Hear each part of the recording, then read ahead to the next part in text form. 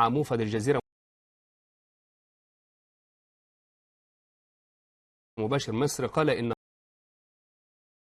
مصر دولة كبيرة. والله يعني ما نرى يعني كل دم يسيل، أنا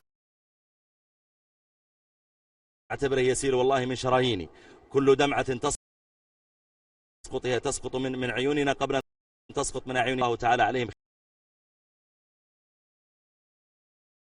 خيارهم يا رب العالمين.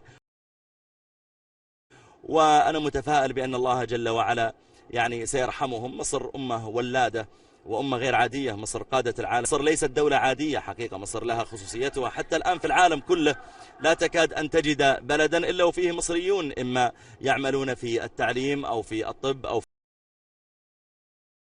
في إمامة المساجد أو في قراءة القرآن أو في هم مستشارون وخبراء سواء في الإعلام أو في توصل الحجاج إلى مقاصدهم.